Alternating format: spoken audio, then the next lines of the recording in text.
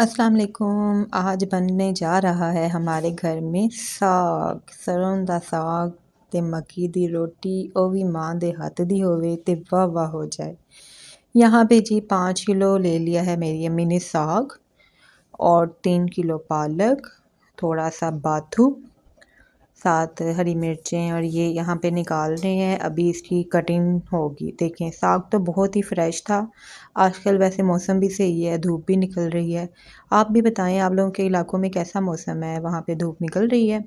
वैसे तो 2 दिन धूप निकली है, फिर बारिशों का मौसम स्टार्ट हो गया। बारिशें भी बस नाम की ही हुई हैं, हल्की सी बारिश हुई है और कह रहे थे इतनी तूफ़ानी बारिशें आनी हैं, पर ऐसा कोई सीन नहीं है। लेकिन चलो अल्हम्दुलिल्लाह ना होने से थोड़ी बहुत तो बारिशें हुई हैं ना। यहाँ पे साग, मेथी, बाथू, पालक, ये सारी चीज़ें हमने इकट्ठी कर ली हुई हैं। आप लोग बताएं आप लोग के घरों में साग किस तरह बनता है, सारी फैमिली में से कौन कटिंग करता है? और यहाँ पे तो झटपट हमने कटिंग कर ली थी, मैंने कटिंग की थी। अम्मी जान ने जो है वो मुझे इकट्ठा करके दिया था, डंडियाँ अलहदा और पत्ते अलहदा किए थे। साग बहुत ही अच्छा था, बहुत ही नरम था, ताज़ा ताज़ा साग आया था। अब ये मेरी अम्मी जान मैजिक करने लगी हैं और साग सारा कट हो जाएगा। लो जी, कटिंग हो के हमारा साग रेडी हो गया है। यहाँ पे देखें थोड़ा सा ही कचरा निकला था। अब साग को हम किसी टोकरी में डाल के तो अच्छे तरीके से वॉश करेंगे। वॉश करने के मैं आपको एक तरीका बताती हूँ जिससे कर्च जो है वो बिल्कुल नहीं रहती। सबसे पहले आपने ना एक छोटी टोकरी ले लेनी है, उसके नीचे आपने टप रखना है और थोड़ा थोड़ा साग आपने अच्छे तरीके से वॉश करना है ताकि जो भी कीड़े चाहे रेत है वो निकल जाए। साग हमने इस तरीके से वॉश कर लिया था, उसके बाद पकने के लिए रख लिया पतीले में। एकदम पतीले में सारा साग नहीं आया तो मम्मी कहती जैसे जैसे वो नीचे बैठता जाएगा वैसे वैसे मैं इसमें और ऐड करती जाऊँगी। यहाँ पे साग नीचे बैठना शुरू हुआ तो फिर अम्मी जान ने ऊपर और ऐड कर दिया और साथ ही हरी मिर्चें भी ऐड कर दी।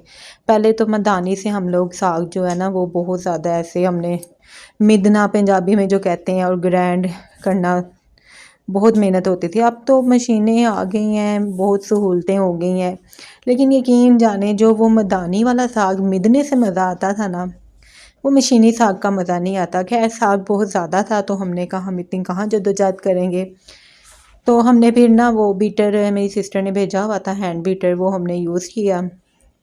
साग जब हमारा अच्छे तरीके से पक गया, थोड़ा बहुत उसमें पानी रह गया तो ये मैंने उतार लिया साग और यहाँ पे जो है बीट कर लेंगे।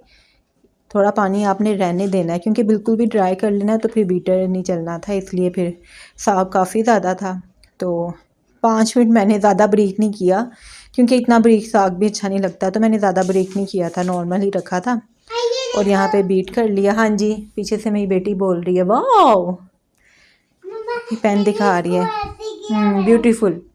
यहाँ पे देखें अब हमारा साग जो है माशाल्लाह से रेडी हो गया है। इसके हम जार बना के रख लेंगे और पूरी सर्दियाँ इंजॉय करेंगे। यहाँ पे अब हमने जार बना के रख देने हैं, आप चाहें तो किसी भी डिब्बों में डाल दें। हमारे घर में वो ट्रांसपेरेंट डिब्बे पड़े होते हैं, घर में कोई भी चीज़ आती है मंगवाते हैं हम खाने के लिए तो फिर हम वो डिब्बे सेव कर लेते हैं। मेरी अम्मी जान ना आज वही डिब्बे हमारे काम आ रहे हैं। यहाँ पे थोड़े से साग को तड़का लगा रहे हैं क्योंकि मोहल्ले में भी किसी को देना था हमने, क्योंकि वो हमारे मोहल्ले में अक्सर ही जो चीज़ बनाए हमारे घर लाजमी भेजते हैं, तो इसलिए फिर अम्मी ने कहा आप ही साग दे दो उन्हें ना। तो यहाँ पे अदरक लहसुन का पेस्ट डाला है, प्याज थोड़ा सा ब्राउन हो गया तो इसमें साग मैंने शामिल कर दिया है।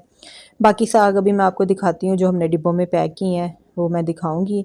यहाँ पे देखें बहुत ही मज़ेदार साग बना था और फिर माँ के हाथ का हो तो बहुत ही बल्ले बल्ले हो जाती है, मैं कहती हूँ। यहाँ पे जी अब हमने डिब्बे ये हमारे रेडी हो चुके हैं। ये इस तरीके से साग जो है सारा हम वो बॉक्सेस में ऐड कर लेंगे। यहाँ पे जार बनाते जाएंगे, आप देख लें एक टाइम में आपने कितना खाना है, एक टाइम में जितना खाना है ना उतने उतने जार हमने बना दिए हैं। यहाँ पे तकरीबन 9-10 जार बन गए थे। जार बनाने के बाद इन सबको हम फ्रीज़र में फ्रीज़ कर लेंगे। जब दिल किया बाहर निकाला और तड़का लगा के तो साथ इंजॉय किया, चावल के साथ, मकई की रोटी के साथ आप लोग इंजॉय कर सकते हैं। ये देखें गरम बहुत है तो आपने ख्याल से डालने हैं। बॉक्सेस बनाने हैं, यहाँ पे बॉक्सेस जो हैं वो हमारे रेडी हो चुके हुए हैं।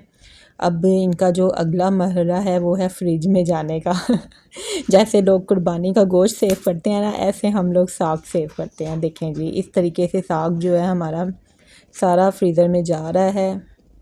اب یہ پوری سردیاں ہم لوگ انجوائے کریں گے۔ آپ بھی اپنی روٹین شیئر کیجیے گا میرے ساتھ۔